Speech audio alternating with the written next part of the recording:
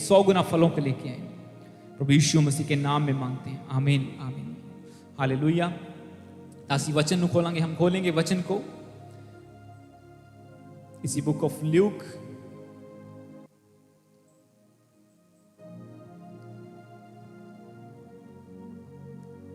Chapter 2 को हम खोलेंगे।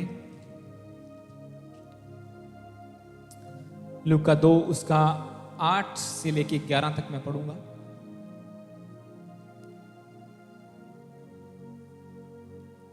सबसे पहले मैं आपको जो आज हम दिन मना रहे हैं उसके बारे में थोड़ा सा बताऊंगा, फिर उसके बाद हम एक रियल डिफरेंट वर्ड में जाएंगे। हालेलुया। इस वचन को आप खोलिए, book of Luke chapter 2 verse 8 से लेके 11 तक। लूक का 2 उसका 8 से लेके 11 तक। हालेलुया। तो मैं पढ़ूंगा इस वचन को आपके लिए। लूक का 2 उसका 8। इसमें लिखा है, और उस देश में कितने गडेरिये थे जो रात को मैदान में रहकर अपने झुंड का पहरा देते थे, और प्रभु का एक दूत उनके पास आ खड़ा हुआ, और प्रभु का तेज उनके चारों ओर चमका, और वे बहुत डर गए।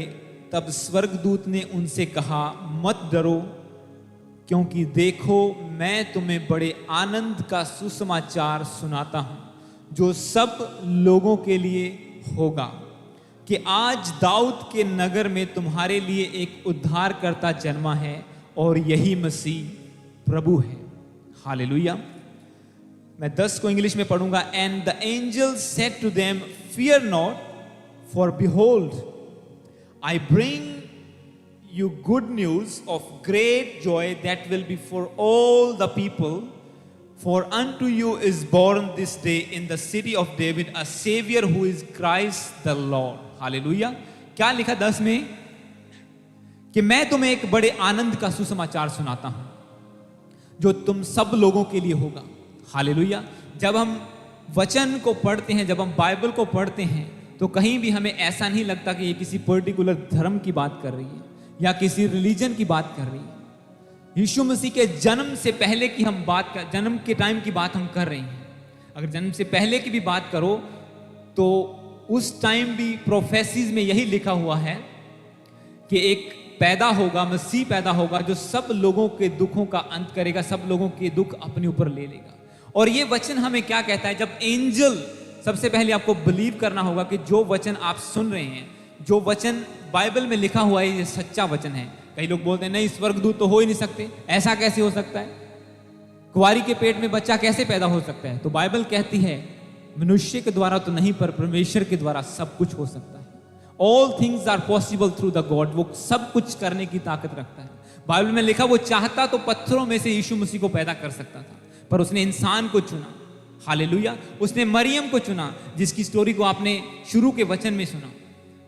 क्यों सिर्फ मरियम ही चुनी गई? क्योंकि वो पवित्रता में थी, क्योंकि उसने एग्री किया परमेश्वर के वचन के साथ। अगर आप यूहन्ना की जन्म की स्टोरी को पढ़ो, जो इससे प्रभु के पहले उसके वचन का प्रचार करने वाला था, तो बाइबल में लिखा, जब स्वर्गदूत उसके माता पिता के पास आया तो उसका पिता कहता है कि नहीं, मैं तो बहुत बूढ़ा हूं, ऐसा कैसे हो सकता है? अब हमारे संतान पैदा हो ही नहीं सकती। वो परमेश्वर के साथ एग्री नहीं हुआ, इसीलिए परमेश्वर के स्वर्गदूत ने उसका मुंह बंद किया। वो गूंगा हो गया जब तक यूहन्ना पैदा नहीं हुआ। रीजन क्या था? परमेश्वर आपका एग्रीमेंट चाहता है। परमेश्वर चाहता है कि आप के लिए जो वो कर रहा है, जो उसकी प्लानिंग है, आप उसके साथ एग्री होके चलें। मरियम एग्री हुई और स्वर्गदूत उसके पास से चला हो गया और उसने कंसीव किया बिना रिलेशन के। हालेलुया। और यूहन्ना का बाप बोलता है, यकरिया बोलता है कि नहीं, मैं तो बूढ़ा हूं, मेरी वाइफ बूढ़ी है, हमारे कैसे बेटा पैदा हो सकता है? तो स्वर्गदूत ने कहा कि तूने मेरी बात की प्रतीति ना की, तूने विश्वास नहीं किया जो मैंने कहा, तू एग्रीमेंट में नहीं आया, इसीलिए अब से लेके जब तक वो संतान पैदा ना हो जाए तेरा मुंह बंद रहेगा। क्योंकि परमेश्वर को आपका एग्रीमेंट चाहिए। परमेश्वर सब कुछ कर सकता है, पर वो चाहता है कि आप एग्री हो उसके साथ, उसकी आज्ञा में चलें। जैसे मरियम कहती, मैं तो तेरी दासी हूं, जैसा तू बोल रहा है वैसा ही हो। उसके लिए इजी नहीं था, क्योंकि एक कुंवारी को अगर अगर वो पता चल जाए कि कुंवारी प्रेग्नेंट है तो उसे पत्थर मार के मार दिया जाता था। ये उसके लिए एक रिस्क की बात थी, पर फिर भी उसने क्या कहा, नहीं परमेश्वर, मैं जानती हूँ ये पॉसिबल नहीं है, मैं जानती हूँ मेरे लिए मुश्किल होगा, पर मैं चाहती हूँ जैसा तेरा वचन है, जैसा तूने कहा है वैसा मेरे साथ हो। हालेलुया। क्योंकि परमेश्वर आपको ग्रेस देता है उन चीजों से निकलने की जो प्लान, वो कहता है मेरी जितनी भी प्लानिंग तुम्हारे लिए, जितनी भी योजनाएं हैं, वो नुकसान के लिए नहीं है, वो भले के लिए है। अगर क्या प्रभु को नहीं पता था कि अगर किसी को पता चल गया कि मरियम अभी कुंवारी है, इसकी शादी नहीं हुई और ये प्रेग्नेंट है, तो लोग इसको मार डालेंगे? पर नहीं, परमेश्वर ने कहा मेरी प्लानिंग भले की है। उसने पहले प्रोमिसेस बताए कि तूने परमेश्वर की नजर में फेवर पाया है, you have found favour with the God. Hallelujah. कि परमेश्वर की सामर्थ तुझ पर उतरेगी, पवित्र आत्मा तेरे ऊपर उतरेगा, मतलब तेरे लिए मुश्किल नहीं होगा। Only thing you have to do, just say yes to the Lord. Hallelujah. सिर्फ इतना करना होगा कि परमेश्वर के वचन को हां बोल दे कि परमेश्वर जैसा तू चाहता है वैसा मेरी जिंदगी में हो, and it will be so smooth. ये बहुत आसान होगा तेरे लिए करना। प्रॉब्लम कहां पे आती है? जब हम एग्री नहीं होते, नहीं ये तो हो ही नहीं सकता, मेरा हस्बैंड तो कभी चेंज हो ही नहीं सकता, हमारे हालात तो कभी बदल ही नहीं सकते, नहीं अब तो हम बूढ़े हो गए, अब तो ये हमारी जिंदगी में ऐसा काम हो ही नहीं सकता, सारी उम्र ऐसे ही निकल गई है, अब ये गरीबी नहीं जा सकती। पर परमेश्वर कहता है कि नहीं, परमेश्वर के द्वारा सब कुछ हो सकता है। अगर वो बूढ़े को संतान दे सकता है, कुंवारी के पेट से बच्चा पैदा कर सकता है, तो वो आपके हालातों को भी बदल सकता है, वो आपकी सिचुएशंस को चेंज कर सकता है। डजंट मैटर कि कितनी हार्ड है आपकी सिचुएशन। हालेलुया। आपको नजर आए या ना आए। इस वचन में क्या कहता है? अब जब 10 को हम दोबारा पढ़ेंगे, लूका 2 उसका 10, तब स्वर्गदूत ने उससे कहा मत डरो, क्योंकि देखो मैं तुम्हें बड़े आनंद का सुसमाचार सुनाता हूं जो सब लोगों के लिए होगा। क्या लिखा इसने? क्या वो क्रिश्चियन के लिए होगा? हालेलुया। क्या वो सिर्फ जो चर्च जाते हैं उनके लिए होगा? वचन में लिखा वो सब लोगों के लिए होगा। मैं तुम्हें एक जॉय की बात, एक आनंद की बात सुनाता हूं, वो कहते हैं। आज जो आप सुन रहे हैं ये आनंद की बात है, और ये सिर्फ क्रिश्चियंस के लिए नहीं है कि जो यीशु मसीह को मानते हैं वही क्रिसमस मना सकते हैं या वही ब्लेसिंग ले सकते हैं। पर परमेश्वर का वचन कहता है जो आनंद धरती के ऊपर आया, जो जॉय यीशु मसीह के द्वारा है, वो सब लोगों के लिए है। It's for all the people, English में लिखा हुआ है। मैं इसको इंग्लिश में पढ़ूंगा। And the angel said to them, fear not, for behold I bring you good news of great joy that will be for all the people, for unto you born a saviour who is Christ the Lord. जो यीशु मसीह पैदा हुआ है वो तुम्हारे सब लोगों के लिए है। हालेलुया। सब लोगों के लिए वो पैदा हुआ, वो किसी एक धर्म के लिए पैदा नहीं हुआ। मैंने आपको पहले भी बताया, जब यीशु मसीह पैदा हुआ तब धरती के ऊपर दुनिया में क्रिश्चियंस नहीं थे। क्रिश्चियन जब यीशु मसीह आए, प्रचार किया, सब लोगों को चंगा किया और फिर स्वर्ग में चले गए, उसके बाद उनके चेलों को लोगों ने क्रिश्चियन कहना शुरू कर दिया था कि ये क्रिश्चियन है। और क्रिश्चियन का मतलब है कि क्राइस्ट इनसाइड, परमेश्वर यीशु मसीह इनके अंदर बसा हुआ है। हालेलुया। बाइबल में लिखा, जब आप बुक ऑफ एक्ट्स को पढ़ते हैं, कि अंताकिया में पहली बार चेले मसीही कहलाए थे। In Antioch first time they were called Christians. और लोगों ने उनको बोला था, यीशु मसीह ने नहीं कहा कि तुम मुझे मानने लग गए हो तो तुम्हें अब अपने पीछे क्रिश्चियन लगाना होगा या ऐसा करना होगा। वो लोगों ने, जैसे आज बोलते हैं तूने धर्म बदल लिया, तू क्रिश्चियन हो गया है। हालेलुया। कि तूने रिलीजन चेंज कर लिया है। पर बाइबल का वचन कहता है कि वो जिंदगी को बदलता है। उसने कहा कि ये आनंद सब लोगों के लिए होगा, किसी एक के लिए नहीं होगा। और अगर आज आप यीशु मसीह को जानते हैं, नहीं जानते, अगर आप ऑनलाइन देख रहे हैं, कहीं से भी हैं, यहां पे आप पहली बार आए हैं, अगर आप यीशु मसीह को नहीं भी जानते, तो ये आज की गुड न्यूज, आज का आनंद आपके लिए भी उतना ही है जितना हमारे लिए है। हालेलुया। एक बार जोर से बोलो हालेलुया, प्रभु की महिमा। हालेलुया। Thank you Jesus. बोलो इस आनंद के लिए तेरा धन्यवाद परमेश्वर। Thank you Jesus. हालेलुया। हम खोलेंगे बुक ऑफ रोमन्स। अब मैं एक जो रियल वचन में हम चलेंगे, ये इंट्रोडक्शन थी कि आज हम क्या मना रहे हैं, उसका क्या मतलब है।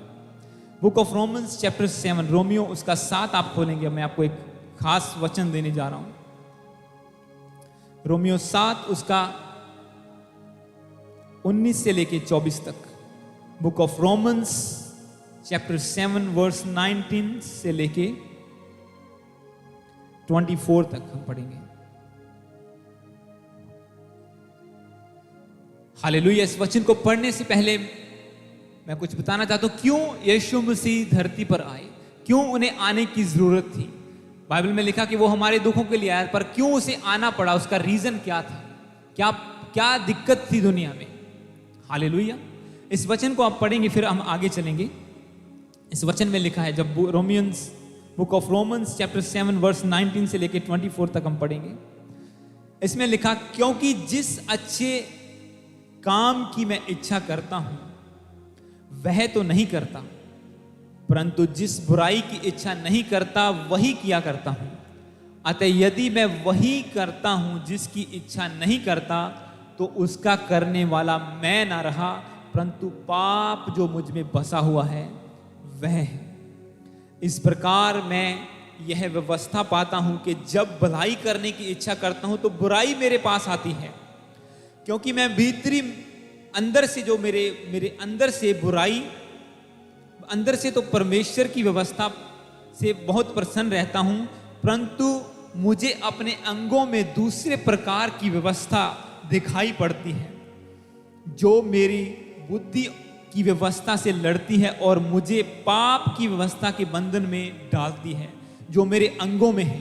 मैं कैसा अभागा हूं, मनुष्य हूं, मुझे इस मृत्यु की देह से कौन छुड़ाएगा।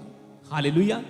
19 में जब आप पढ़ते शुरू किया हमने वचन, इसमें लिखा हुआ है कि मैं जिस एक, आज हम इंडिविजुअल की बात कर लेते हैं, कोई भी इंसान ले लो। यहां पे एक रोमन्स में पौलुस ने लिखा, पर अगर एक इंसान की हम बात करें तो बाइबल ये कहती है, या ये वचन आज ये कहता है कि जिस काम की इच्छा हम करने की कोशिश करते हैं वो काम हम नहीं कर पाते, और जिस बुराई को हम नहीं करना चाहते वो बार बार हमारे सामने आ जाती है।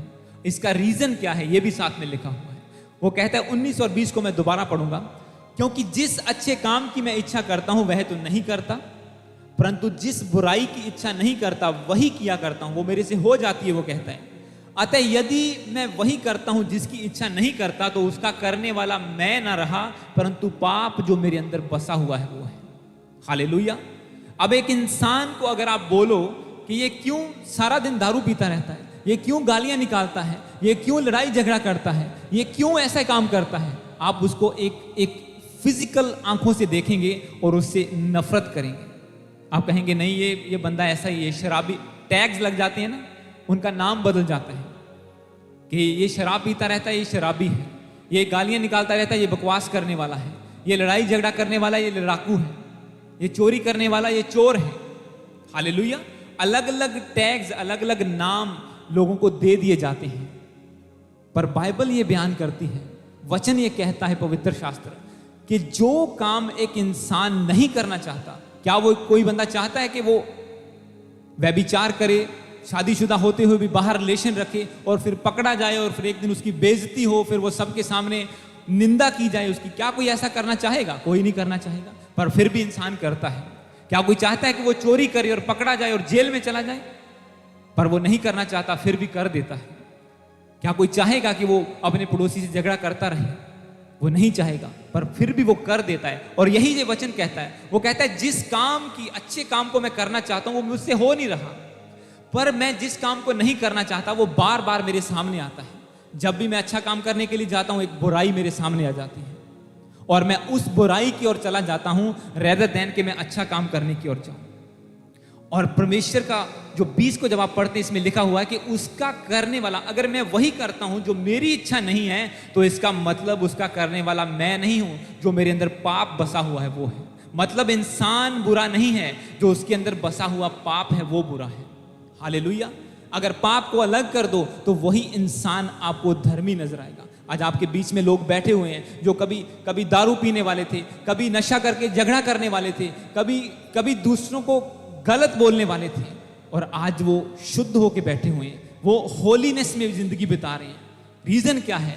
कि उनके अंदर से पाप निकल गया और जो इंसान परमेश्वर ने बनाया था अपने स्वरूप में, वो निखर के सामने आया है। और ये पॉसिबल नहीं है अपनी ताकत के द्वारा कि एक बंदा कहे ठीक है मैं अपनी मर्जी से ऐसा कर सकता हूं। मैं अपनी विल पावर से ऐसा कर सकता हूं।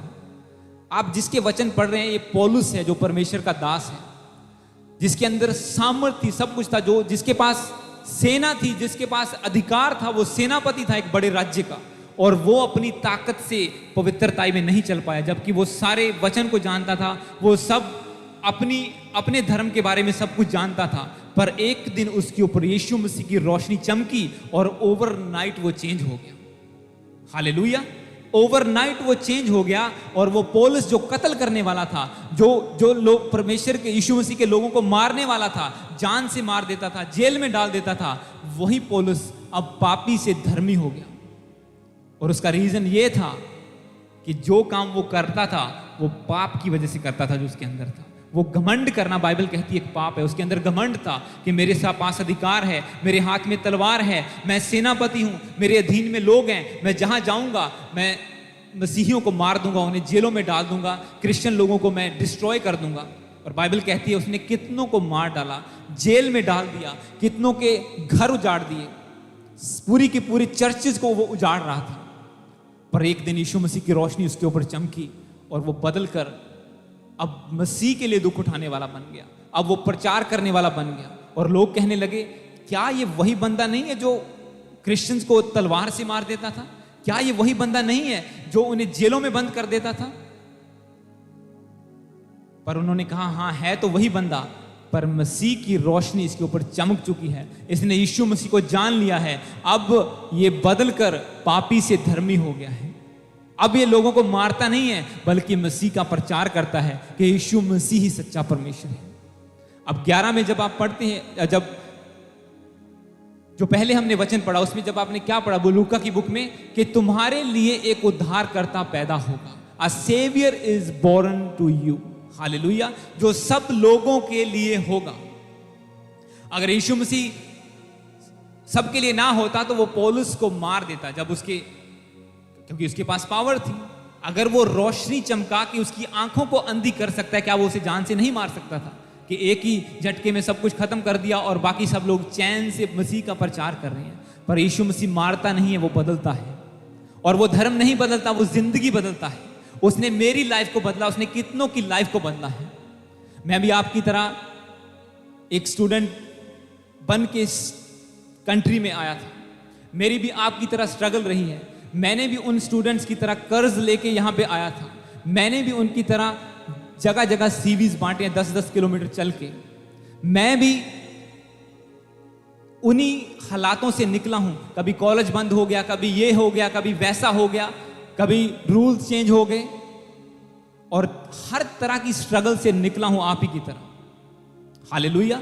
जो स्टूडेंट्स लोग आते हैं, मैं भी 2009 में इसी तरह से न्यूजीलैंड में आया था, और मैं यीशु मसीह को थोड़ा सा जान चुका था आने से पहले। और जब यहां पे आया तो स्ट्रगल शुरू हुई इसी तरह से, जैसे एक स्टूडेंट लाइफ की होती है। जॉब नहीं है जी, सीवी बांटो, जॉब मिल गई, अब अच्छी जॉब नहीं है, अच्छा अब वर्क से रिलेटेड नहीं है, आगे वीजा नहीं मिल सकता जी, अच्छा स्टडी ले लो, स्टडी ले ली, कॉलेज बंद हो गया जी जब कंप्लीट होने वाली थी, फिर से दोबारा फीस पे करो, दोबारा वीजा, सारा सर्कल में चल रहा था सब कुछ। अच्छा इंडिया में घर वाले बोल रहे हैं शादी, अब शादी का टाइम आ गया। स्टूडेंट लाइफ में फिर से कर्जा लेके शादी की, और वहां पे गया, और वहां पे क्या हुआ, फिर से और कर्जा, इधर स्टडी का बोझ, उधर काम का बोझ। और मैं एक लेबर वर्क करता था स्टूडेंट होने की वजह से, हाथ पैर काले रहते थे, सर पूरा दिन, कपड़े काले होते थे, जैसे इंडिया में मिस्त्री लोग काम करते हैं, ऐसे मैं यहाँ पे अगर मैं फोटोज दिखाऊं आपको, आप बिलीव नहीं करेंगे कि ये बंदा और वो एक है कि कोई और है।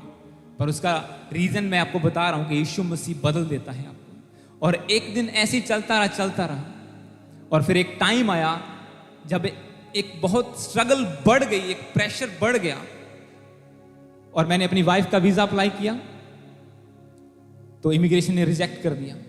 दूसरी बार किया, रिजेक्शन, तीसरी बार रिजेक्शन, और मैं स्टूडेंट था यहाँ पे, पैसा भी गया, 2 साल निकल गए, वाइफ भी इंडिया में है, यहाँ पे भी कोई जॉब अच्छी नहीं है, सब कुछ ऐसे चलता जा रहा है।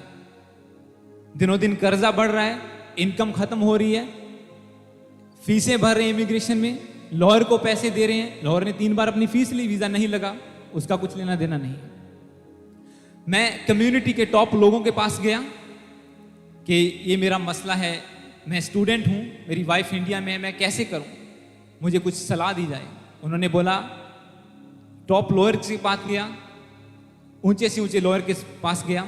उन्होंने बोला कि हम लिख के दे देंगे, तेरी वाइफ नहीं आ सकती यहाँ पे जब तक तू रेजिडेंस नहीं हो जाता, हम लिख के देने के लिए तैयार हैं, देयर इज नो वे। वो कहते हैं कि तो फिर मैं बहुत परेशान हो गया कि कैसे करूँ अब इंडिया जाऊं, जो कर्जा लेके आया था वो डबल हो चुका है, यहां पे अपना फ्यूचर बनाने के लिए आया था वो डिस्ट्रॉय हो चुका है, शादी की थी वाइफ के साथ, यहां पे रहूंगा, अब वो इंडिया में, मैं यहां पे हूं, कैसे करूं, क्या करूं। और इन्हीं सवालों के साथ मैं अपने धर्म में चलता जा रहा था, इन्हीं सवालों के साथ मैं परमेश्वर से चलता जा रहा था कि प्रभु मेरी लाइफ में अगर रब है तो मेरी जिंदगी क्यों नहीं चेंज हो रही, मेरा क्या गुनाह है, मैं किसी के साथ बुराई नहीं करता, मैं अपना काम करता हूं, सब लोग जानते हैं, वो मुझे अप्रिशिएट करते हैं जो भी मिलता है कि तू अच्छा इंसान है, फिर मेरी लाइफ में ये स्ट्रगल क्यों चलती जा रही है, क्यों मेरे हालात नहीं बदल रहे, मैंने किसी के साथ क्या बुरा किया है। और इन्हीं क्वेश्चन के साथ मैं धार्मिक स्थानों में जाता रहा, पर कोई जवाब नहीं मिला। और एक दिन मुझे किसी ने रिकमेंड किया कि इस पास्टर से हम तुम्हारी बात करवाते हैं, और उस पास्टर इंडिया में वो थे, मेरी बात हुई, वो बोले ठीक है तेरी सिचुएशन में समझ गया, पर मैं कहता हूं कि परमेश्वर के जिस यीशु को हम मानते हैं उसके लिए कुछ भी इम्पॉसिबल नहीं है। और उसने कहा कि तू डॉक्यूमेंट रेडी कर, मैं तेरे लिए प्रार्थना करूंगा और मैं गारंटी लेता हूं कि तेरा वीजा आ जाएगा। अगर यहां पे मैं नाम लूं कि जिन कम्युनिटी के लोगों के पास मैं गया था जो हाईएस्ट पोस्ट पे हैं, वो बोले कि नहीं हो सकता, लॉयर बोले नहीं हो सकता, इमिग्रेशन बोले नहीं हो सकता, वीजा नहीं लग सकता, कोई चांस नहीं है, वो कहते हैं। और एक बंदा बोल रहा है मैं गारंटी लेता हूं कि जब तू फाइल रेडी करेगा, उस पर प्रार्थना होगी, वो सक्सेसफुल होगी। और मैंने आधे मन से विश्वास किया कि चलो ये भी ट्राई कर लेते हैं, आज यीशु को भी देख लेते हैं कौन है। और मैंने डॉक्यूमेंट्स रेडी किए, सब चीजें तैयार की, और मैंने फाइल अपने हाथ में ली यहाँ पे और फोन किया, मैं बोला ठीक है मेरी फाइल रेडी है, जबकि 3 बार लॉयर करके भी रिजेक्ट हो गई थी। एंडोर्समेंट में, अगर एंडोर्समेंट को कुछ लोग समझते हैं कि वो इमिग्रेशन से ऊपर है, उन्होंने भी रिजेक्शन कर दी थी 3 बार। अगर उसके बाद रिजेक्शन है तो कोई चांस नहीं है कि लग जाएगा। और मैंने हाथ में पेपर लिए, वो बोले ठीक है मैं प्रार्थना करता हूँ। मैंने बोला ठीक है प्रेयर करो। उसने प्रभु के नाम से प्रार्थना की कि यीशु मसीह के नाम में ये सक्सेसफुल हो, ऐसा हो जो भी प्रार्थना करते हैं। और मैंने ठीक है सबमिट कर दी, मैंने इंडिया पेपर भेजे, वाइफ के पेपर लगे और लगा दिए। और जैसे वो फाइल इमिग्रेशन में गई, उन्होंने इंक्वायरी करना शुरू की, इंटरव्यूज लिए। पहले तो इस तक कुछ भी नहीं पहुंचा था, यहां तक सीधा रिजेक्शन। इंटरव्यूज लिए, मेरी थोड़ी उम्मीद जागी, मैं बोला ठीक है। और आप बिलीव नहीं करोगे कि 2 महीने के अंदर वीजा स्टैंप होके आ गया था। एक बार तारीफ करो परमेश्वर की जोर से, यीशु मसीह जिंदा परमेश्वर है। 2 महीने के बाद एक लेटर आता है घर में कि we are approving your visa but we are not satisfied with your relation. ऐसा कैसे हो सकता है कि हम तेरी फाइल से, तेरे रिलेशन से, जो तेरी वाइफ के साथ है, हम सेटिस्फाई नहीं है, पर हम वीजा अप्रूव करते हैं। क्योंकि यीशु मसीह सब कुछ कर सकता है, वो मनों को बदल देता है। यहां पे लोग आते थे मेरे पास, प्रार्थना कर दीजिए वीजा। मैं बोला परमेश्वर पॉलिसियां चेंज कर सकता है, और उसने कर दी। हालेलुया, उसने पॉलिसियां, मैं बोला मेरे लिए मैंने चेंज होती हुई देखी हैं, लोगों के लिए होती हुई देखी हैं। और इसी तरह से हम चलते रहे। ठीक है, पहली टेस्टिमनी, वीजा लग गया, वाइफ आ गई। अब हमने सोचा ठीक है चलो हो गया तो हो गया, अब हमने अपना धर्म थोड़ी बदल लेना है। अब अगर यीशु के नाम से ये चमत्कार हो गया, इसका मतलब ये थोड़ी कि हम उधर को चल पड़े। हमारा अपना धर्म सुप्रीम है, हम इसमें चलेंगे। और हम वही करते रहे, वहीं पे चलते रहे, वही दौड़ को। और परमेश्वर इंतजार कर रहा था कि कब मेरी तरफ ये आए। परमेश्वर वेट कर रहा था, क्योंकि मैं आपको बताऊंगा एंड में कि कैसे वो वेट करता है आपकी। परमेश्वर वेट कर रहा था कि मैंने इसको चमत्कार दिया, ये थैंक्स करने के लिए आए। ठीक है, पास्टर से बात होनी शुरू हुई, उनसे कभी कभी प्रार्थना करा लेनी। हाँ जी पास्टर जी ये काम मर गया, प्रार्थना कर दो, हो गया जी। अच्छा वर्क वीजा लग गया वाइफ का, अच्छा आगे PR डालनी है जी, ये प्रॉब्लम आ रही है, प्रार्थना कर दो, हो गया जी। अच्छा इमिग्रेशन में ये प्रॉब्लम आ गई, अच्छा प्रार्थना कर दी, हो गया जी। अच्छा अब हम पक्के हो गए हैं, थैंक यू जीसस, एक बार बोल दिया ठीक है, पर हम अपना धर्म नहीं बदलेंगे, हम अपने धर्म में चलते रहेंगे, हम यीशु मसीह को नहीं मानेंगे, चाहे उसने इतने काम कर दिए मेरी जिंदगी में। पर हम उधर ही चलते जा रहे थे। पर यीशु मसीह ने कहा कि जिसे मैं पकड़ लेता हूं, जिसे मैं चुन लेता हूं, मैं उसे अपने पास बुला के रखता हूं। हालेलुया। मैं उसे अपनी प्रोटेक्शन में रखता हूं। बेशक मैं परमेश्वर के साथ वफादार नहीं रहा, पर प्रभु ने एक के बाद एक टेस्टिमनी, एक के बाद टेस्टिमनी, दूसरी के बाद, और फोन पे प्रार्थना करते थे पास्टर इंडिया से, और यहाँ पे काम हो जाता था और मैं हैरान हो जाता था। पर मैंने कभी ये नहीं सोचा कि नहीं मैं इस तरफ चलूं, नहीं हमें धर्म नहीं बदलना, क्योंकि मन में क्या था कि जिस काम को मैं करने की इच्छा चाहता हूं मैं वहां पे नहीं जा पाता, और जिसकी नहीं चाहता वहां पे जाता हूं। जो वचन आपने सुना और चलते गए। हाँ जी पास्टर जी, हुण घर लेना लोन नहीं हो रहा, अभी घर लेना है। अच्छा, एक बैंक ने मना कर दिया, दूसरे ने कर दिया, तीसरे ने कर दिया। 20% मांग रहे हैं, $1 लाख कहां से लेके आए अगर 5 लाख का घर लेना है तो? अच्छा पैसे नहीं है इतने जी, ठीक है चलो बेटा हम प्रेयर करते हैं। प्रार्थना की, एक डिवाइन हेल्पर एक बंदा आया, उसने बोला ठीक है मैं 10% पे करवा देता हूं। 10% हमारे पास था। अच्छा 10% पे सब फाइल सबमिट, बोले ठीक है कर देंगे लोन। अच्छा अभी क्या टाइम, घर की वैल्यूएशन करवानी है, ठीक है लोन हो गया। 5,25,20,000, 5,20 का था और घर की वैल्यूएशन आई 495, 25,000 फिर कम पड़ गया। अब कहां से दे, जितने थे दे दिए। अच्छा पास्टर जी एक और पंगा पै गया, प्रार्थना करो मड़ी जी। अच्छा ठीक है ओके बेटा कर देते हैं, हो जाएगा। प्रेयर की, जो बैंक बोल रहा था 20% पे भी हम लोन नहीं देंगे और अब 10% पे दे रहे हैं, और उसमें से भी बोले कि 5% हम तेरा कैश रख लेंगे जो शॉर्ट है, 5% पे तेरा लोन अप्रूव करते हैं। ये यीशु मसीह कर सकता है। हालेलुया। और आज हम 5 साल हो गया घर लेके बैठे हुए हैं अपना, एक के बाद एक टेस्टिमनी परमेश्वर देता जा रहा है। पर अभी भी नहीं, हमने धर्म नहीं बदलना, हम वहीं जाएंगे, हम दिमाग के कट्टर हैं, हम नहीं छोड़ेंगे। हालेलुया। हमने धर्म नहीं बदलना, जो मर्जी हो जाए।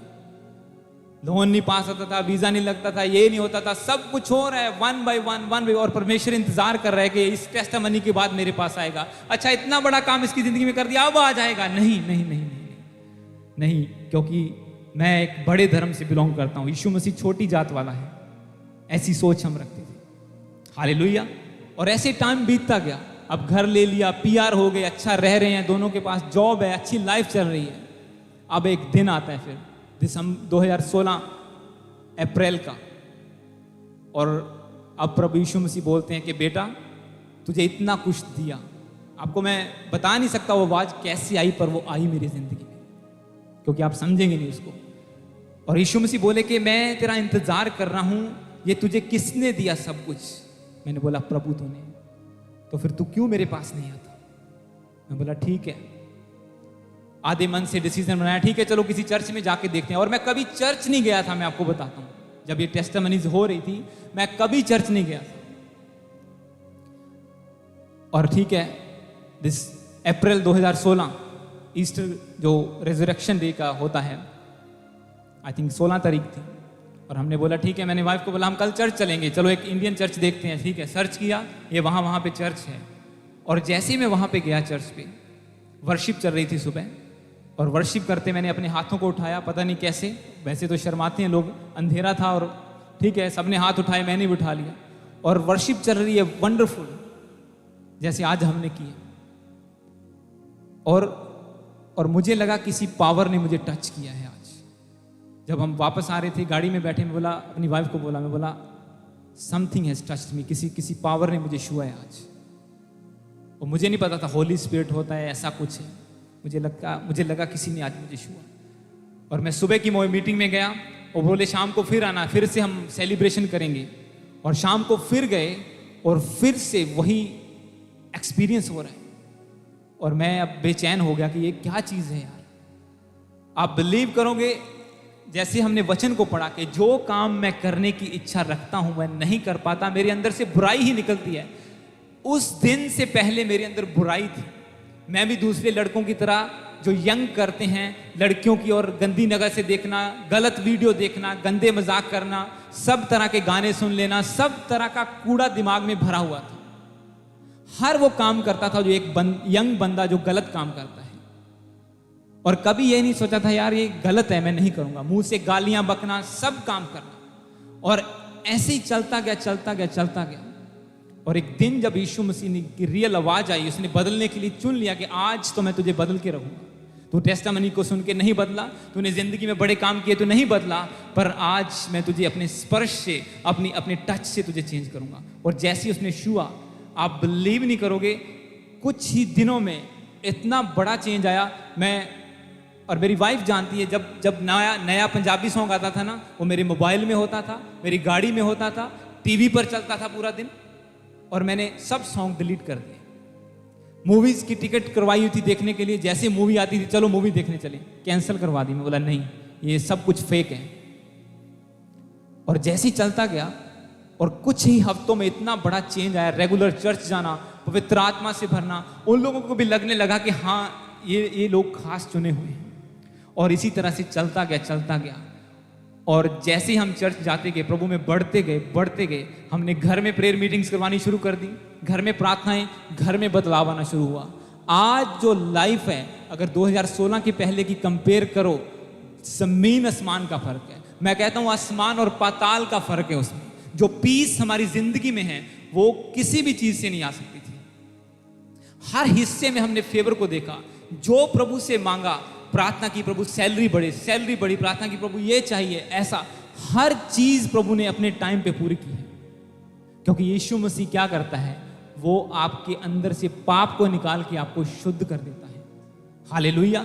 वो धर्म नहीं बदलता, वो जिंदगी बदल देता है। उसने मेरी बदली है, मेरे द्वारा औरों की बदली है, और आज आपकी भी बदल सकता है। आपके हालात डजंट मैटर क्या हो सकते हैं, क्योंकि ये एक स्टोरी नहीं है खड़ी हुई। ये मैंने आपको बोला कि मैंने भी 10-10 किलोमीटर चल के सीवीज बांटे हैं। किसी टाइम एक लेवल पे आके आपको फोटोज भी शेयर करूंगा मैं आपसे, वो आप हैरान होंगे कि वो कहां से परमेश्वर, वो कहता है कि वो जो तुच्छ हैं, जो कीचड़ में फंसे हैं, उन्हें चुन लेता है और उन्हें उठा देता है और उन्हें धो देता है, उन्हें क्लीन कर देता है, एक एग्जाम्पल बना के खड़ा करता है।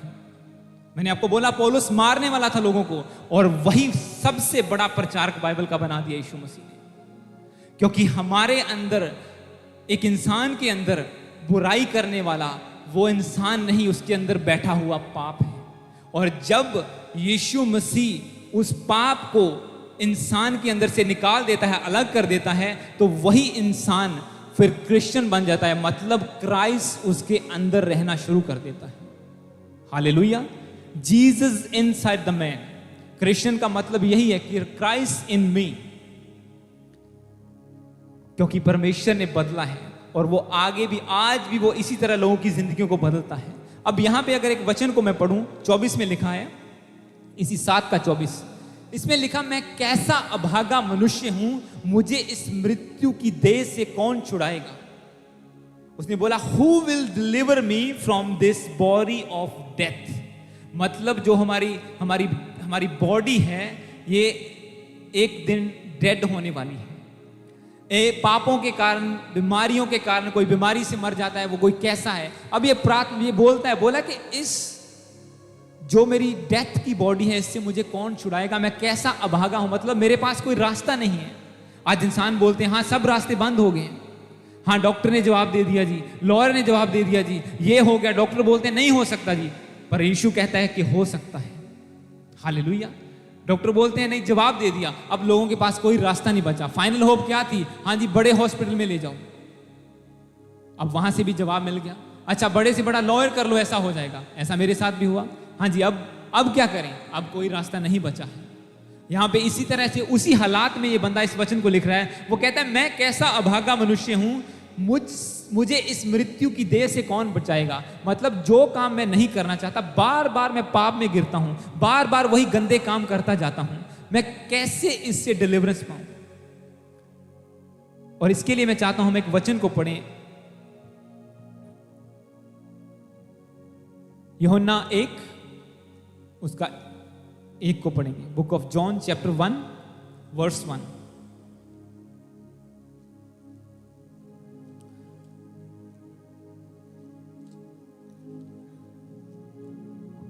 Book of John chapter 1। और इसको पढ़ने से पहले मैं आपके लिए एक वचन को पढ़ूंगा, आप उसे सुनेंगे सिर्फ साम्स में से।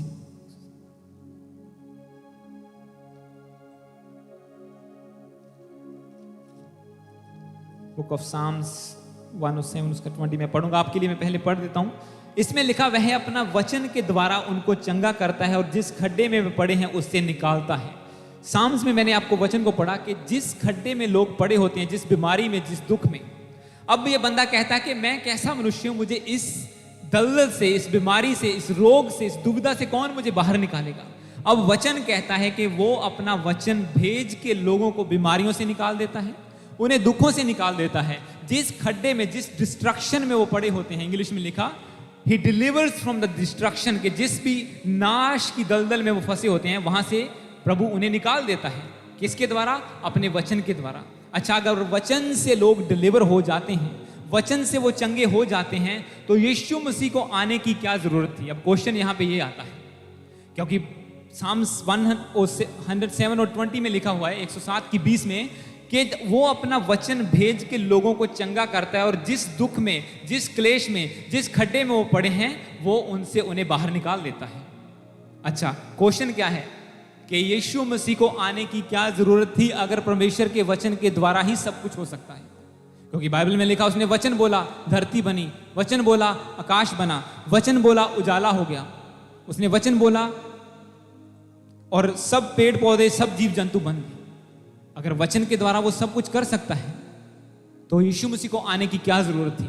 अब मैं इस वचन को पढ़ूंगा आपके लिए, यूहन्ना 1 उसका 1 से लेके 3 तक और फिर 14 वर्ष को पढ़ेंगे। Book of John chapter 1 verse 1 to 3 और 14 को, आदि में वचन था और वचन परमेश्वर के साथ था और वचन परमेश्वर था।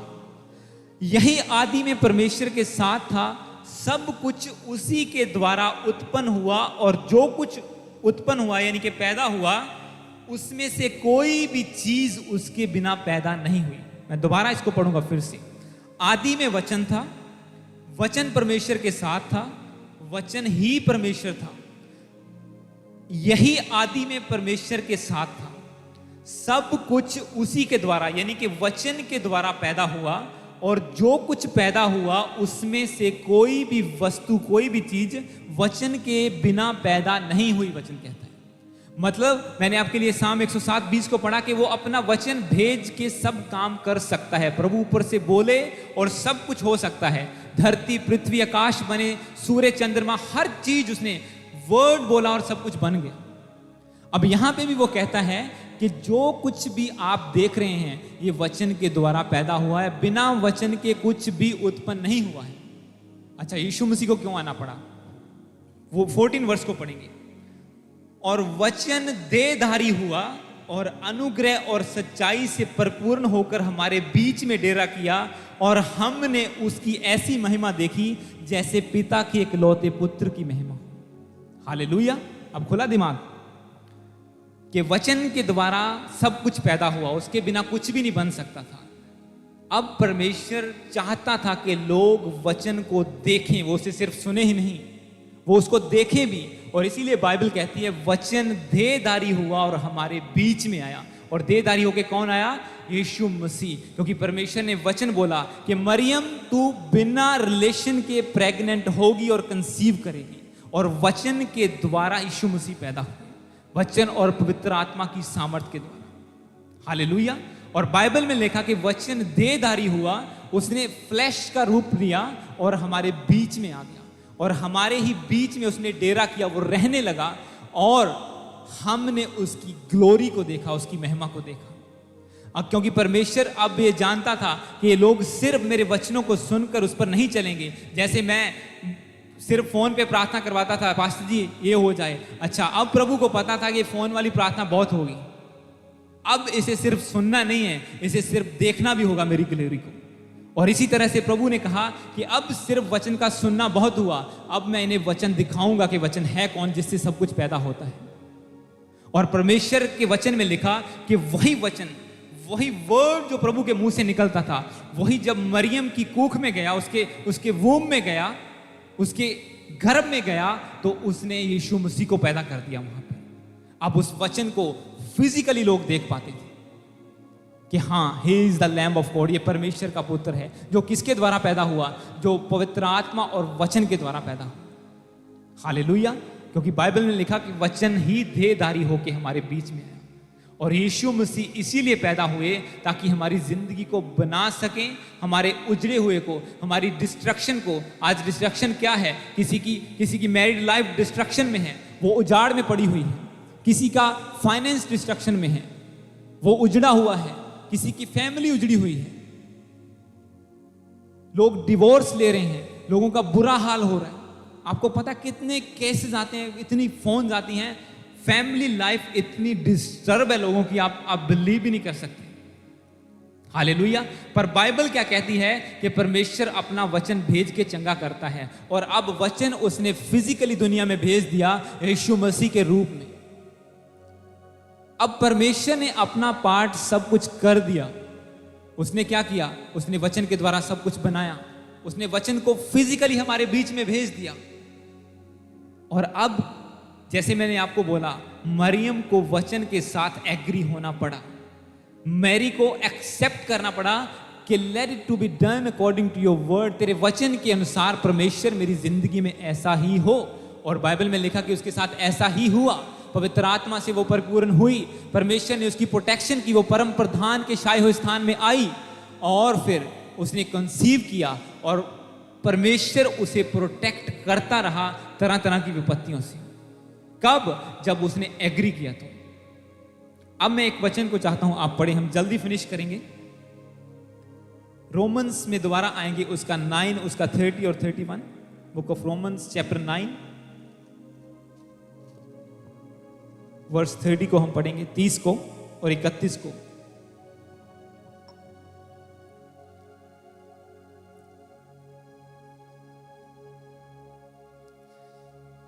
बुक ऑफ रोमन्स, रोमियो उसका 9, उसका 30 और 31 को हम पढ़ेंगे।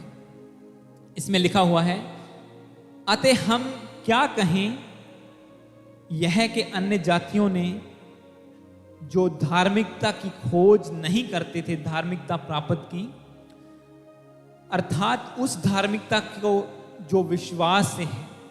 परंतु इजरायली जो धर्म की व्यवस्था की खोज करते थे, उस व्यवस्था तक नहीं पहुंचे। किस लिए? इसलिए कि वे विश्वास से नहीं परंतु मानो कर्मों से उसकी खोज करते थे। उन्होंने उस ठोकर के पत्थर पर ठोकर खाई। हालेलुया। इस वचन को मैं समझाता हूं। इस वचन में लिखा हुआ है कि कुछ लोग थे, यीशु मसीह जब आए दुनिया में, तो कुछ लोग, अगर इजरायली लोग भी, यहूदी लोग भी, कुछ भी बोलो, जो लोग थे वो कहते थे वो सारे वचन को जानते थे। उनके पास बाइबल की ओरिजिनल कॉपी थी पुराने नियम की, उन्हें सब प्रोफेसीज पता थी। वो हर हफ्ते के 7वें दिन, सैटरडे के सैटरडे वो इकट्ठे होते थे, और उन्हें सब ज्ञान था। ऐसे ऐसे एक मसीह पैदा होगा, ऐसे ऐसे वो हमारे छुटकारे को लेगा, पर हमें ये काम भी करने हैं। तब तक वो बलिदान करते थे, बकरों का, बलियों का, ऐसा ये वो सब चीजों का बलिदान करते थे। और बाइबल में लिखा कि उन लोगों ने उस धार्मिकता को, उस राइचियसनेस को प्राप्त नहीं किया। अब मरियम क्यों चुनी गई यीशु मसीह को पैदा करने के लिए? क्योंकि बाइबल में लिखा वो कुंवारी थी, वो पवित्र थी, वो सिर्फ बोलने वाली कुंवारी नहीं थी, वो रियल कुंवारी थी, वो परमेश्वर की नजर में कुंवारी थी। आज हो सकता है कोई बंदा दुनिया की नजर में तो कुंवारा हो या कुंवारी हो, पर परमेश्वर की नजर में कुंवारी ना हो, क्योंकि वचन कहता है अगर तूने सोच लिया किसी के बारे में बुरा, तो तूने उसके साथ व्यभिचार कर लिया। मतलब अब आप कुंवारे नहीं रहे परमेश्वर की नजर में। दुनिया की नजर में हो सकता है नहीं ये बंदा सही है, ऐसा है, फलाना है, पर परमेश्वर का देखना मनुष्य का देखना नहीं है। बाइबल कहती है जिस नजर से वो आपको देखता है, वो आपको अंदर से परखता है कि आपके दिल में क्या है। यहोवा मन को जांचता है, बाइबल कहती है। और यहां पे कहता है कि इजरायली लोग क्यों, जो तब लोग थे, वो क्यों परमेश्वर के धार्मिकता को, उसकी राइचियसनेस को क्यों नहीं ले पाए? उसका रीजन ये था कि वो अपने कर्मों के द्वारा उसको प्राप्त करना चाहते थे। हाँ, हम ऐसा बलिदान करेंगे, हम सैटरडे के सैटरडे इकट्ठे होंगे, इतना बलिदान किया करेंगे, साल में इतना किया करेंगे, हम वाइट कपड़े पहनेंगे और हम प्रचार करेंगे और हमारे साथ हमें धार्मिकता मिल जाएगी, अब हम धर्मी कहलाएंगे। जैसा आजकल होता है, बंदा वाइट कपड़े पहन ले, वो सब तरह के, वो एक रिलीजियस लुक वाला सब कपड़े पहन ले, और लोग बोलते हैं कि वाह वाह वाह, ये बंदा धर्मी बन गया, वाह ये बंदा अब अब एक हाई लेवल पे। ये बंदा धर्मी आप लोग बोलते हैं, क्योंकि लोग अलग नजर से देखते हैं।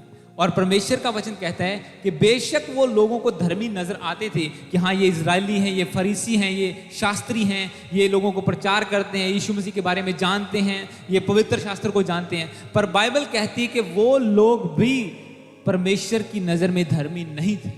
और उसका रीजन ये था, उन्होंने अपने कर्मों के द्वारा धार्मिकता को प्राप्त करने की कोशिश की, पर विश्वास नहीं किया कि यीशु मसीह प्रभु है। 32 में लिखा, किस लिए, यानी कि क्यों वो धर्मी नहीं गिने गए? इसलिए कि वे विश्वास से नहीं परंतु मानो कर्मों से उसकी खोज करते थे। हालेलुया। कि हम ऐसा ऐसा करेंगे, ऐसे ऐसे कर्म करेंगे, जैसा आज लोग बोलते हैं, हाँ जी इतना चढ़ावा चढ़ा देंगे और हमारा पाप धुल जाएगा। अच्छा ये फांडा करवा लेंगे, ये वहां से ये करवा लेंगे, धागा करवा लेंगे और हमारी बीमारी हील हो जाएगी, हम ऐसा हो जाएंगे। अच्छा हम ऐसा करवा लेंगे कर्मों के द्वारा। अच्छा हम इतना बोलते हैं कि इतना देंगे धार्मिक स्थान में, और उधर से चाहे 2 नंबर की शराब बेची हो, अच्छा इतना दे देंगे, सब आप हिसाब बरोबर हो जाएगा। सर कर्मों के द्वारा धर्मी बनना चाहते हैं लोग। अच्छा पक्खे लगा देंगे, सब कुछ ठीक हो जाना। पर बाइबल कहती है ऐसा नहीं है। बाइबल कहती है कि वो विश्वास के द्वारा नहीं, अपने कर्मों के द्वारा परमेश्वर की नजर में धर्मी ठहरना चाहते थे। इसी आगे वचन को पढ़ेंगे, 10 की 1 और 2 को, 1 से लेकर 4 तक। हम 2 वचनों को बस पढ़ेंगे फिर फिनिश करेंगे। 10 की 1 से लेकर 4 तक मैं पढ़ूंगा। इसमें लिखा, हे भाइयों, मेरे मन की अभिलाषा और उनके लिए परमेश्वर से मेरी प्रार्थना है कि वे उद्धार पाएं। मतलब जिन लोगों ने उद्धार नहीं पाया, पौलुस उसके बारे में लिख रहा है। क्योंकि मैं उनकी गवाही देता हूं और उनको परमेश्वर के लिए धुन रहती है कि बुद्धिमानी के साथ, परंतु बुद्धिमानी के साथ नहीं, क्योंकि वे परमेश्वर की धार्मिकता से अनजान होकर और अपनी धार्मिकता स्थापित करने का यत्न करते हैं। परमेश्वर की धार्मिकता के अधीन ना हुए, क्योंकि हर एक विश्वास करने वाले के लिए धार्मिकता के निमित्त मसीह व्यवस्था का अंत है। मैं 4 को इंग्लिश में पढ़ूंगा। For the Christ is the end of the law for righteousness to everyone who believes in it. यहां पे क्या वर्ड आया? Everyone, हर एक बंदे के लिए। अच्छा वो कहता है कि ये बंदे, ये लोग परमेश्वर की खोज तो करते थे, परमेश्वर को मानते तो हैं, पर वो सही तरीके से जैसा परमेश्वर है वैसा करके नहीं मानते। जैसा वो समझते हैं कि हाँ परमेश्वर तो बस, किसी पेड़ को भी परमेश्वर बोल दिया, किसी पत्थर को भी परमेश्वर बोल दिया, किसी फोटो को भी परमेश्वर बोल दिया, किसी को भी हाँ भी राब्या, इत्थे भी राब्या। वो बोलता है कि वो किसी भी चीज को वो बिना जान के अनजाने में परमेश्वर की धुन में लगे हुए हैं। वो कहता है कि उन्हें जेलस तो है। अगर आप 3:2 को पढ़ें, कहता है मैं उनकी गवाही देता हूं कि उनको परमेश्वर के लिए धुन तो रहती है। मतलब वो चाहते तो हैं कि वो परमेश्वर को जाने और भी, पर वो कहता है कि वो बुद्धि से नहीं जानते, बुद्धिमानी से, मतलब विदाउट नॉलेज, बिना जाने के सच्चा परमेश्वर कौन है, बिना जाने कि कौन है जिसके नाम से हम छुटकारा पा सकते हैं, वो परमेश्वर के पीछे लगे चले जाते हैं। और जैसे वो चलते जाते हैं, वो कहता है फिर भी मैं उनके लिए प्रार्थना करता हूं कि उन्हें समझ आए इस बात की, उन्हें समझ आए कि जो काम करके तुम धर्मी बनना चाहते हो वो कामों के द्वारा तुम नहीं पहुंच सकते। क्योंकि 4 में लिखा है, क्योंकि हर एक विश्वास करने वाले के लिए धार्मिकता के निमित्त मसीह व्यवस्था का अंत है। Christ is the end of the law of righteousness. अब इसको मैं बताता हूं आपको। एंड ऑफ द लॉ का मतलब है, अच्छा एक धर्म में बोलते हैं ठीक है जी ऐसा ऐसा कर लो अब तुम धर्मी हो, अच्छा इतना दान पुण्य कर दो अब तुम धर्मी हो, अच्छा ये काम कर दो, मतलब कानून बनाए हुए हैं। अच्छा ऐसा करोगे, यहाँ पे 7 बार जाके आओगे तो धर्मी बन गए, 7 बार चक्कर लगा लिए, 7 डुबकियां लगा ली तो धर्मी बन गए, ऐसा हो गया। अलग अलग कानून हैं हर एक जगह के, हर एक धर्म के। और वचन कहता है कि Christ is the end of the law. जब बंदा सब डुबकियां डबकियां लगा के सब तरफ चक्कर करके थक जाए, तो तब वचन कहता है कि Jesus is the end of the law. वो सब तरह के कानूनों के बाद जब आप थक के बैठ जाएंगे, अब यीशु मसीह के पास। Hallelujah. Because he is the end of the law. वो व्यवस्था का अंत है। जितनी दुनिया की व्यवस्था बनाई गई है, नहीं ऐसा है ऐसा है ऐसा है, लोग अपने तरीके से सब कुछ बना लेते हैं। तो वचन कहता है कि Jesus is the end of the law. अच्छा, जब तक कई बार मुझे फोन आता है, अच्छा प्रार्थना करवानी है, अच्छा ऐसा क्या सिचुएशन है, ये है, ये भी कर लिया, ये भी कर लिया, ये भी कर लिया, अच्छा कुछ बाकी तो नहीं रह गया। अब अगर कुछ बाकी है तो कर लो, बाद में नहीं बोलना कि हाँ जी हम तो वहां से हमें अच्छा हुआ है, हाँ जी हमें तो वहां से चंगियाई मिली है, हाँ जी हमने तो दवाई खा ली थी, ऐसा हो गया वैसा हो गया। अच्छा, पहले ही जो करना है वो कर लो। नहीं जी, अब सब कुछ कर चुके हैं हम, अपने अपने तरीके से सब कुछ करके देख लिया, यहां भी जाके देख लिया, ये हम नहीं करवाना चाहते थे फिर भी करवा के देख लिया, ये जादू टूना भी करवा के देख लिया, पर कोई फर्क नहीं पड़ा। मैं बोला ठीक है, फिर अब यीशु मसीह को देखो। अब तुम्हारी व्यवस्था खत्म हो चुकी है जो तुम्हारे सामने थी। अब Christ is the end of the law. अब यीशु मसीह अंत है तुम्हारे सामने। अब घूम घमा के सब कुछ चक्कर चुक्कर काट के अब फिर आ जाओ यीशु मसीह के पास, और अब देखो वो तुम्हारी जिंदगी में क्या करता है। हालेलुया। और वो करके दिखाता है। फिर मैंने देखा टेस्टिमनीज को आते हुए, जब लोग बोलते हैं कि हाँ डॉक्टर ने जवाब दे दिया जी, हमने ये भी करा लिया वो भी करा लिया, लोग बोलते थे यहाँ जाओ वहाँ जाओ, सब कुछ कर लिया है, अब कुछ नहीं है, और एक प्रार्थना उनके मसले का हल कर देती है। कौन करता है? वो जो वचन देहधारी होके आया था। इसीलिए क्यों जब हम फोन पे प्रार्थना करते हैं वो हो जाता है काम, क्योंकि वचन अब देहधारी होके हमारे बीच में आ चुका है। और वो वही देहधारी वचन पर जब हम विश्वास करते हैं, जब उस यीशु मसीह पर विश्वास करके प्रार्थना करते हैं, तो वही वचन फिर से काम करता है। जब हम बिलीव करते हैं, एक वचन को हम पढ़ेंगे, फिनिश करेंगे हम ये लास्ट वचन, इसी 10 का 9 और 10 को हम पढ़ेंगे। इसमें लिखा हुआ है, मैं 8 से पढ़ दूंगा। परंतु वह क्या कहती है कि वचन तेरे निकट है और तेरे मुंह में और तेरे मन में है। यह वही विश्वास का वचन है जो हम प्रचार करते हैं कि यदि तू अपने मुंह से यीशु को प्रभु जानकर अंगीकार करे और अपने मन से विश्वास करे कि परमेश्वर ने उसे मरे हुओं में से जिलाया, तो निश्चय उद्धार पाएगा। हालेलुया। अब मैंने आपको क्या बोला था? प्रभु ने सब कुछ कर दिया। उसने वचन बोला, सब चीजें बना दी, उसने अपने इकलौते पुत्र को दुनिया में भेज दिया, उसने वचन को देहधारी कर दिया, जो इम्पॉसिबल है।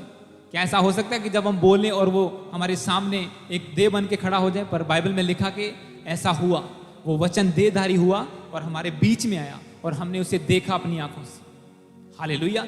जब देखा, प्रभु ने सब कुछ कर दिया हमारे लिए, रास्ता स्मूथ कर दिया है कि तुम्हें कोई ज्यादा परेशानी ना हो, तुम्हें कर्मों के द्वारा, व्यवस्था के द्वारा धर्मी ना ठहरना पड़े। अब तुम्हें सिर्फ एक ही काम करना है, और तुम्हें अपने मुंह से कहता अंगीकार करो। यदि तू अपने मुंह से यीशु को प्रभु जानकर अंगीकार करे और मन से विश्वास करे, तो तू निश्चय उद्धार पाएगा। सोचो कितना आसान है। लोग ये बोलते हैं, हाँ जी उस पहाड़ पे चले जाओ, यहां चले जाओ, वो कर लो, ये कर लो, ऐसा कर लो। और बाइबल क्या वचन क्या कहता है? अगर तू अपने मुंह से अंगीकार करे कि यीशु मसीह प्रभु है और मन में विश्वास करे, तो तू उद्धार पा सकता है, तू मुक्ति पा सकता है। किससे? जो काम तू करना चाहता है तुझसे हो जाते हैं। अगर तूने नहीं करना चाहता तो मुंह से अंगीकार कर ले कि यीशु आज से मेरा प्रभु है, और प्रभु का मतलब वो तेरे ऊपर प्रभुता करेगा, तेरे ऊपर उसी का अधिकार है। और जैसे तू मुंह से अंगीकार करेगा, मन से विश्वास करेगा, तुझे स्ट्रेंथ मिलेगी उन कामों को मना करने के लिए। जो बार बार यंगस्टर्स बुरी चीजों में फंस जाते हैं, बुरे कामों में फंस जाते हैं, बार बार उसी पाप में गिर जाते हैं, तो वचन कहता है सिर्फ एक ही काम करना है तुम्हें। अपने मुंह से अंगीकार करो और मन से विश्वास करो, तो तुम उद्धार को पाओगे। तुम उस पाप से छूट जाओगे जो बार बार तुम्हें फिर से वही गंदगी में लेके जाता है। हालेलुया। क्योंकि वो कहता है कि मैं वो काम करता हूं जो मैं नहीं करना चाहता, और वो मुझसे बार बार हो जाता है। जब भी मैं अच्छे काम के लिए जाता हूं, फिर से बुराई मेरे सामने आ जाती है। अब मुझे इससे कौन छुड़ाएगा? वो कहता है, अंत में वो यही बोल रहा है, इस डेथ से मुझे कौन डिलीवर करेगा? और परमेश्वर अपने वचन के द्वारा डिलीवर करता है। और वो वचन कौन है? सब बोलो यीशु मसीह। यीशु मसीह, हालेलुया, जो देहधारी होकर हमारे बीच में आया। और आज आपने इस वचन को सुना, और मैं बिलीव करता हूं इसके बाद हम प्रेयर में जाने वाले हैं, और आपको पता चलेगा कि आप कैसे उस ग्रेस को रिसीव करते हैं। परमेश्वर आपको देगा आज आप ग्रेस इन कामों को करने की। हालेलुया। और जब आप एक वचन को मैं आपको बताता हूं, जो अब आप पढ़ते हैं मत्ती 11 उसका 28 को, उसमें लिखा हुआ है कि हे परिश्रम करने वाले लोगों मेरे पास आओ, मैं तुम्हें आराम दूंगा। अब वही यीशु मसीह बोल रहे हैं। उसने ये नहीं कहा क्रिश्चियन मेरे पास आओ सारे जने, अच्छा जेड़े यीशु मसीह मान दिया मेरे पास आओ। उसने कहा हे बोझ के तले लबे लोगों, हे सारे मेहनत करने वालों, लेबर करने वालों, मेरे पास आओ, मैं तुम्हें आराम और शांति दूंगा। और एक दिन ऐसे ही मैं गया यीशु के बुलाने पर, और उसने मुझे वो पीस दी जो मैं ओवर टाइम करके ज्यादा डॉलर कमा के नहीं ले पाया। उसने सब कुछ पूरा किया, कम घंटों में उतनी सैलरी करवा दी जितने मैं डबल टाइम करके भी नहीं ले पाता था।